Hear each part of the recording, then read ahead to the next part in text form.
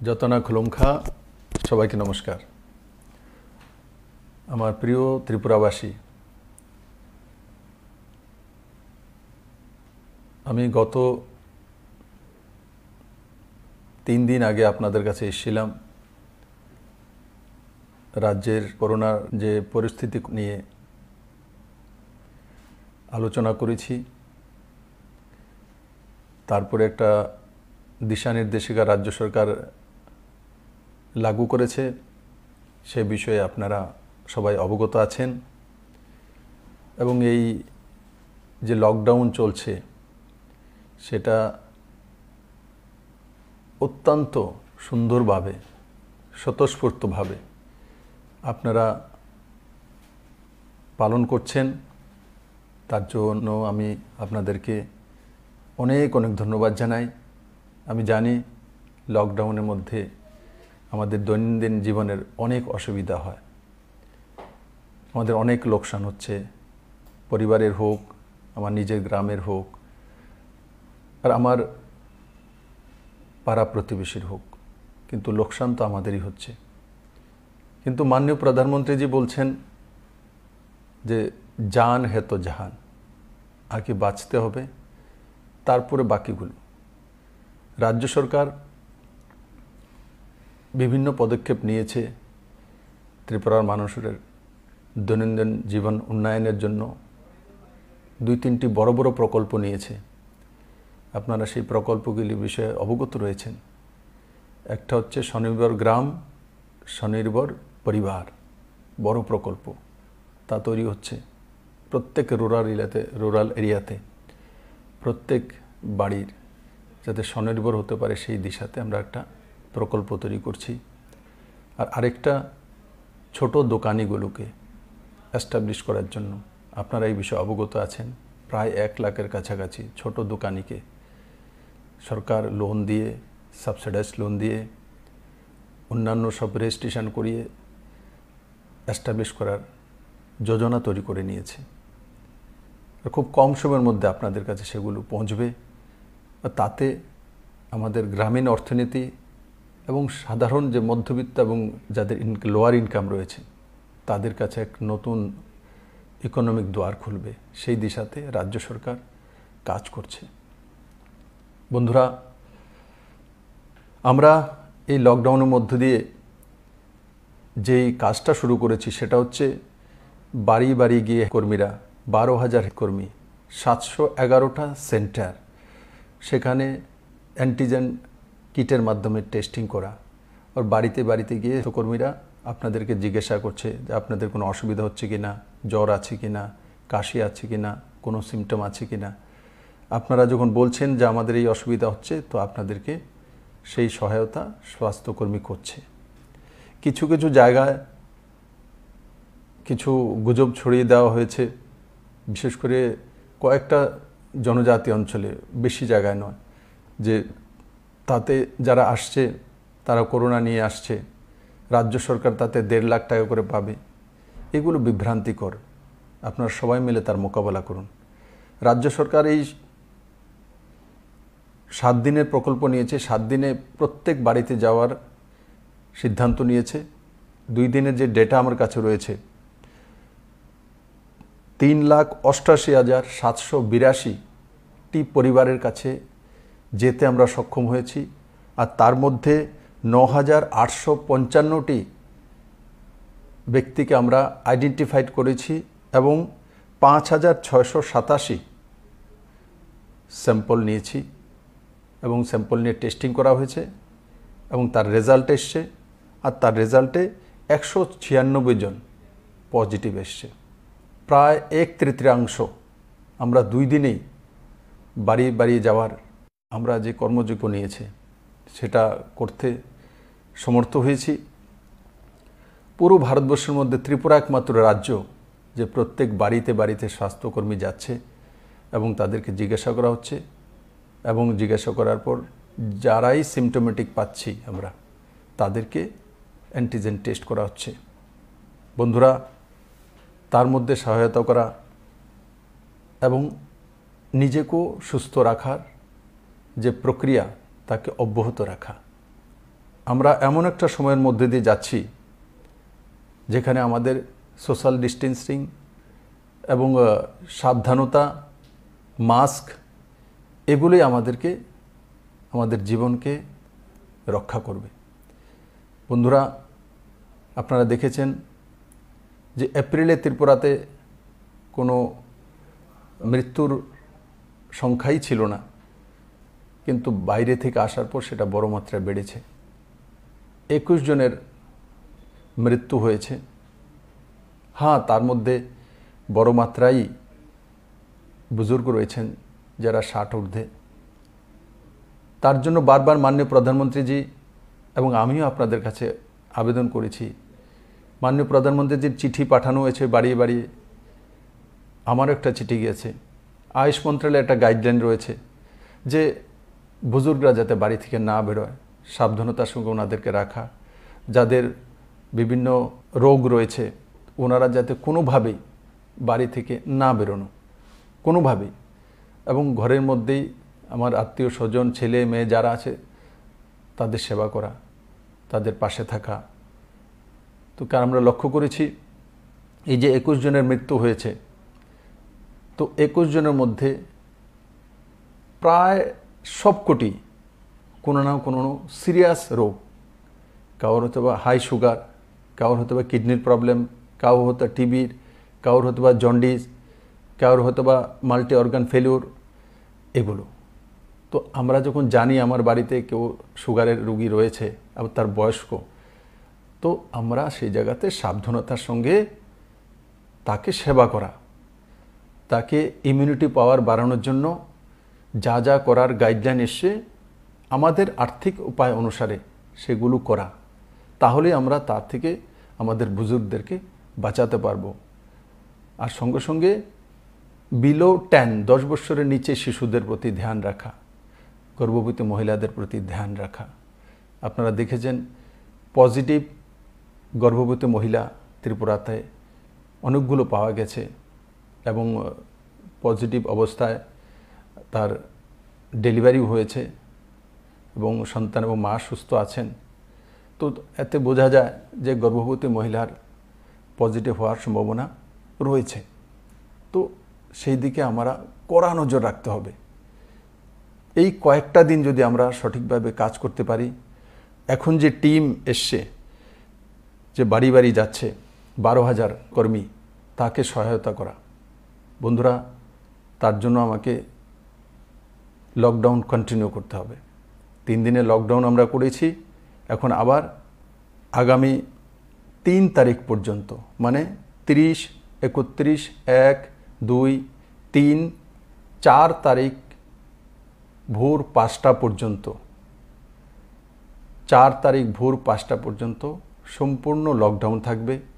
যেই বিধিনির্দেশগুলো রাজ্য সরকার লাগু করেছে সেগুলো লাগু থাকবে। যেখানে যেখানে রিল্যাক্সেশন রয়েছে সেগুলো রিল্যাক্সেশন থাকবে। और এসেন্সিয়াল সার্ভিসগুলো চালু থাকবে। মনরেগার কাজ গ্রাম অঞ্চলে সোশ্যাল ডিস্টেন্সিং মেনটেন করে হবে। ইন্ডাস্ট্রিগুলো সোশ্যাল ডিস্টেন্সিং মেনটেন করে কম স্টাফ দিয়ে চালু থাকবে। দোকান, যেটা 30% দোকান প্রত্যেক বাজারে খোলা থাকবে এসেন্সিয়াল সার্ভিসের। তো এইভাবে যে রাজ্য সরকার যে দিশানির্দেশিকা দিয়েছে সেটা আপনারা পালন করুন। আর বিগত দিনও পালন করেছেন, আর আগামী দিনও রাজ্য সরকারের যে প্রয়াস যে প্রত্যেকে বাড়িতে গিয়ে সেটাকে কমপ্লিট করা, এটা 2 দিনে সম্ভব নয়, এটা 7 থেকে 8 দিন লাগছে। তো এই 7 দিনই আমরা বাড়ি বাড়ি যাব, অ্যান্টিজেন টেস্ট করব।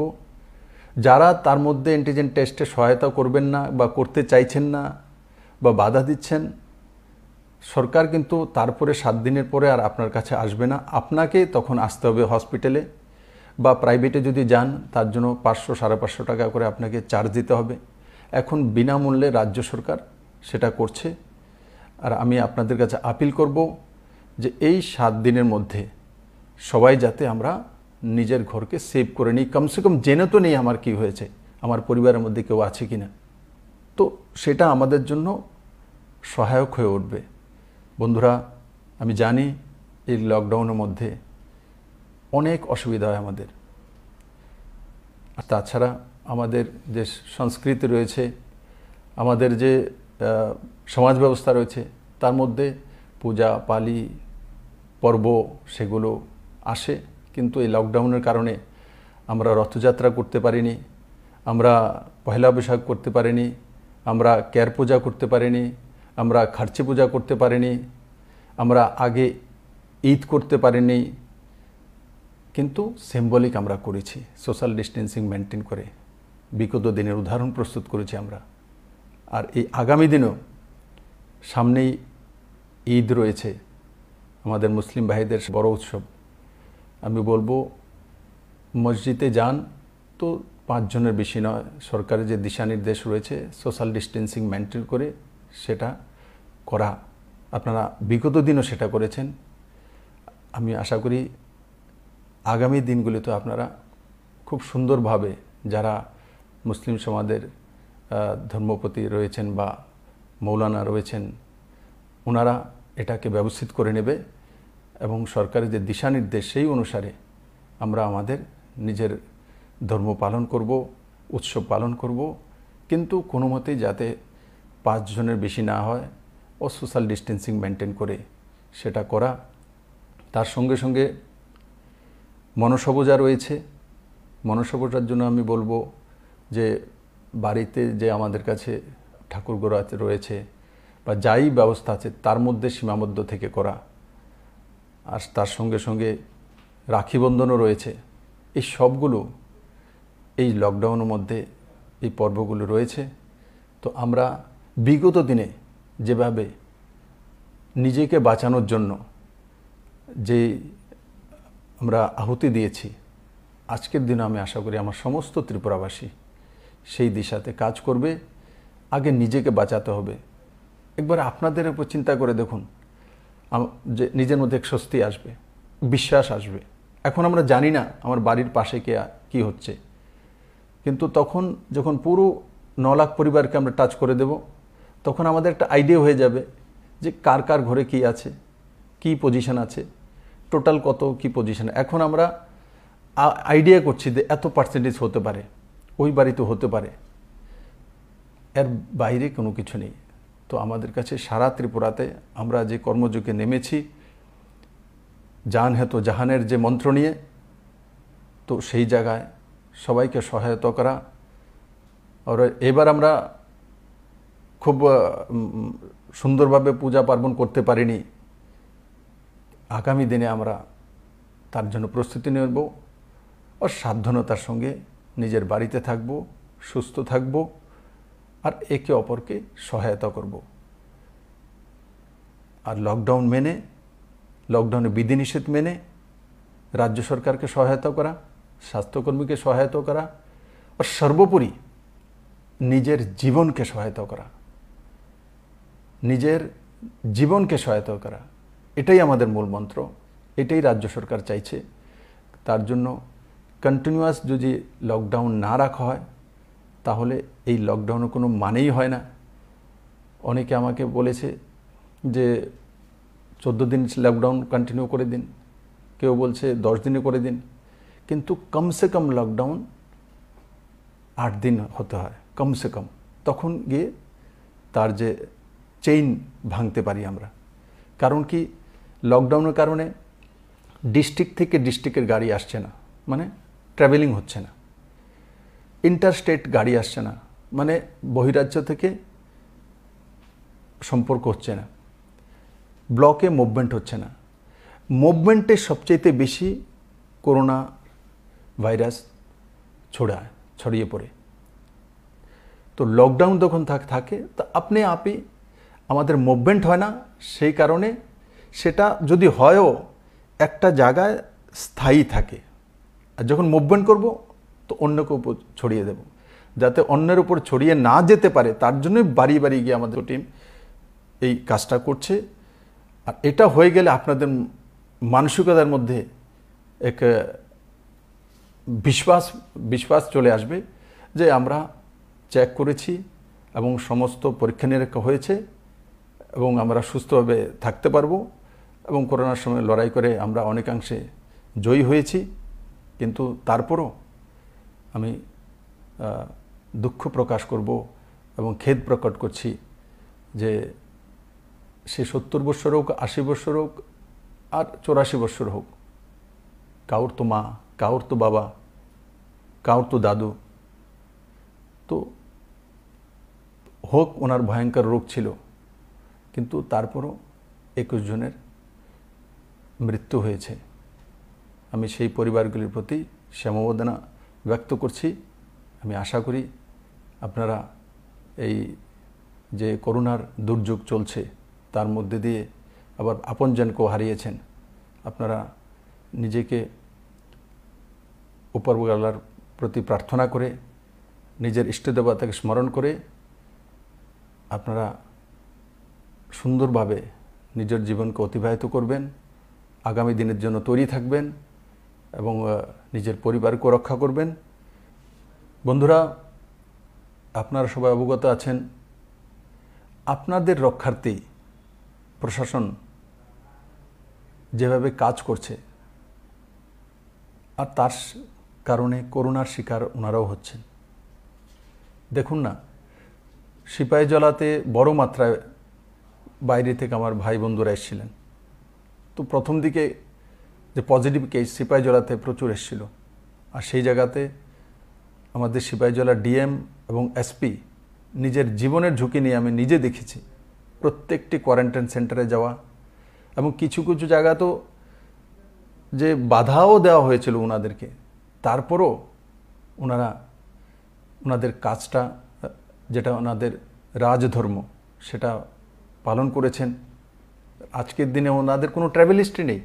সিপাহীজলার ডিএম বা এসপি কোনো বহিরাজ্যে যাননি, কিন্তু ওনারা 2 জন আজকে করোনা পজিটিভ হয়ে গেছে আপনাদের সেবা করতে গিয়ে, আপনাদের কাছে পৌঁছতে গিয়ে।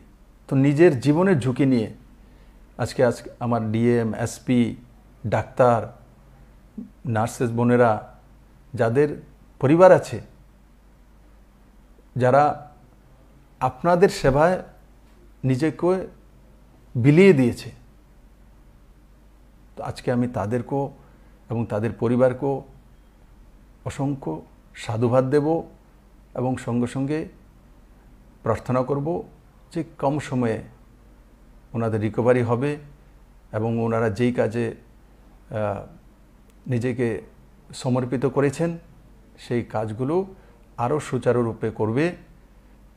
আর সঙ্গে সঙ্গে আমাদের যে এই হেলথ টিম রয়েছে, তার মধ্যে শুধু স্বাস্থ্যকর্মী না, বড় মাত্রা অন্যান্য দপ্তরেরও সরকারি কর্মচারী রয়েছেন, টিচার রয়েছেন, অঙ্গনবাড়ির বোন রয়েছেন, বিভিন্ন দপ্তরের সরকারি কর্মচারী রয়েছেন। এই সবাই মিলে 12,000-এর টিম, এক জম্বো টিম তৈরি করা হয়েছে। রাত দিন পরিশ্রম করছেন, প্রত্যেকের বাড়িতে যাচ্ছেন। আমি এই সমস্ত প্রশাসনিক অধিকারী, পুলিশ কর্মী এবং এই যে 12,000-এর যে টিম, তাদেরকে এবং তাদের পরিবারকেও অনেক সাধুবাদ জানাবো। হোক আপনারা সরকারি কর্মচারী, বিধিনিষেধ নিয়মকানুন আছে, কিন্তু যেভাবে স্বতঃস্ফূর্ততার সঙ্গে আপনারা কাজগুলো করছেন, এক দৃঢ় মানসিকতা নিয়ে, পজিটিভিটি নিয়ে, জানেন আপনার জীবনে ঝুঁকি আছে, তারপর আপনারা করছেন। এক সাংবাদিক বন্ধু আমার সঙ্গে দেখা হয়েছিল, তো উনি আমাকে বলছিলেন, বলে স্যার, বিএম হসপিটালে আমি গিয়েছিলাম যে আমার টেস্ট করানোর জন্য, এমনিতেই মনে হচ্ছে টেস্ট করিয়ে নিই একবার, অ্যান্টিজেন টেস্ট। তো তখন দেখলাম যে একজন নার্স এসে বলছে, বলে একটা যে অ্যান্টিজেন টেস্ট করেছে, একটা পজিটিভ কেস এসছে। তো ডাক্তারবাবু সামনে যে অ্যাম্বুলেন্সটা রয়েছে তার ড্রাইভারকে বলছে, একটা পজিটিভ কেস এসছে, তাকে নিয়ে যেতে হবে জীবিতে। আর তৎক্ষণাৎ সেই ড্রাইভারের চেহারার মধ্যে সুন্দর একটা হাসি দিয়ে, পজিটিভিটির সঙ্গে, কোনো ভয় নেই তার চেহারার মধ্যে, তে হাসি দিয়ে বলে, স্যার 2 মিনিট আমি পিপিই কিটটা পরে নিই। আমি সেই যে আমার ড্রাইভার ভাই, সে সরকারি কর্মচারী না, আমাদের এখানে যে 50টি অ্যাম্বুলেন্স এসছে লাইফ সাপোর্ট, তার মধ্যে সে ড্রাইভার।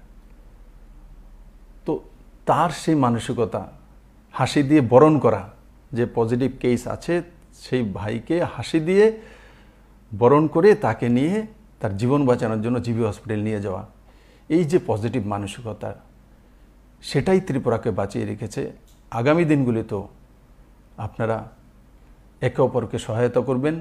সরকার তো রয়েছে, সরকার যা যা করার করবে, কিন্তু সরকার তো পাবলিকই, জনতাই তো সরকার। আমাকে আপনারা মুখিয়া বানিয়েছেন, মুখ্যমন্ত্রী বানিয়েছেন, কিন্তু আমি আপনাদের দ্বারাই চুনা হওয়া ব্যক্তি। আপনাদের যে দায়িত্ব কর্তব্য, সেটা হচ্ছে সবচাইতে বড়। আপনারা যেটা ত্যাগ করেন, বেশিরভাগ ত্রিপুরার মানুষ যেটা সিদ্ধান্ত করছে, রাজ্য সরকার সেই দিশাতে কাজ করছে। আর আমি আশা করি আপনারা এই দিশা নির্দেশিকাগুলি মেনে নিজের জীবনকে সুন্দর রাখবেন, সুস্থ রাখবেন, পরিবারকে সুস্থ রাখবেন এবং পাড়া প্রতিবেশীকেও খেয়াল রাখবেন। আর সঙ্গে সঙ্গে আমি আগেও একবার আপিল করেছিলাম যে লকডাউনের সময় যদি আমার ঘরের আশপাশে কেউ গরিব থাকে, তার কাছে চাউল নেই, ডাল নেই, সরকারকে তো ইনফর্ম করা, বিডিও আছে, পঞ্চায়েত সেক্রেটারি আছে, প্রধান আছে, উপপ্রধান আছে, মন্ত্রী আছে, এমএলএ আছে, সবাই আছে।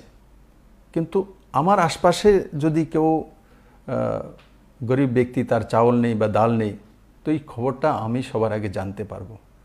তো তাকে তৎক্ষণাৎ সাহায্য করা।